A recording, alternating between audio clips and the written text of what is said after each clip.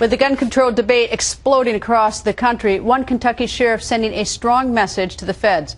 Jackson County Sheriff Denny Payman insisting you are never going to pull guns out of Jackson County. So how does he intend to make good on that declaration? Sheriff Payman joins us. Good evening, sir. Good evening. How are you this evening? Very well. So tell me, what happens if President Obama issues some executive order and increases control over guns or weapons? You're not going to enforce it? With executive order? Yes. Okay. Well, when I swore oath to a community, a group of people who live in Jackson County. I swore oath to the Constitution, which I swore oath also to the Constitution of Kentucky. And in that Constitution is the Second Amendment, and that's what this country is based upon. How can I rightfully, in my own mind and in my heart, come in and take guns away from people when that is their protection? In an area our small, we're in a rural county, we're in a rural area. Sometimes it takes 30, 40 minutes to respond to the remote part of our county to protect our people. They can call on a cell phone, and I can say I'm en route. I can be talking to them. A guy kicks their front door. I would rather them be armed and be able to take care of themselves and to, in my mind or my heart, take the guns away from them. Is there any margin or area in which you would sort of amend or do anything with the existing gun law in this country? Is there anything differently that you would do if you had all the power? Well, it's just like if you take out part, it's kind of like the Bible. Either you believe it or you don't believe it. The Constitution, either you believe it or you don't. You either live by it or you don't. I think people have tried to compromise it, tried to tweak it, mold it to whatever best suits them financially or for whatever other reason, reasons.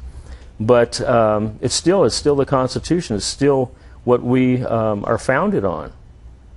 What is your theory, or why do you think that we've had these incidents like the movie theater in Aurora, Colorado, the shooting in Newtown, Connecticut, the brutal shootings like individual shootings in Chicago? People have been highlighting what's been going on in Chicago, especially a lot of the young people in Chicago. What's your thinking behind? Why are we seeing this violence? What's the cause, or is there one cause?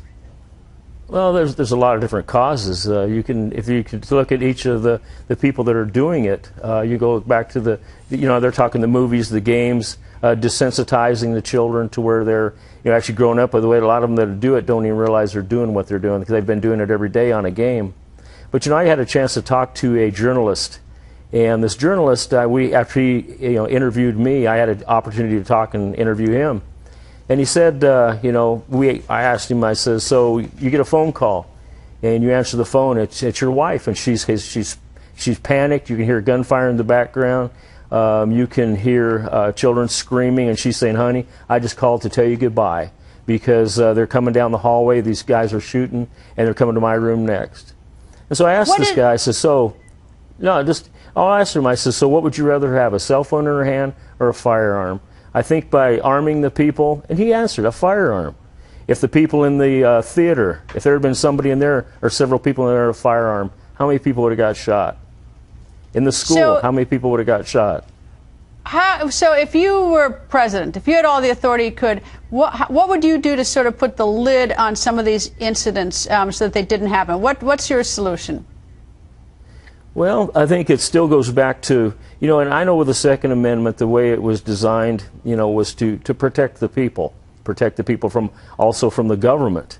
And, but, in protection, it's just like if I'm a bad guy and I'm going to go kick a door, but I know the guy behind that door has a gun, and I go to this other door where I know a guy doesn't have a gun, that's the door I'm going to kick.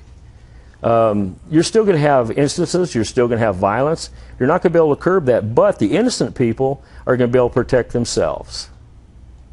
Sheriff, thank you very much, sir, and we'll be watching to see what happens because everyone is curious how this is going to develop here in Washington and across the country. But nice to see you, sir. Hope you come back. Thank you.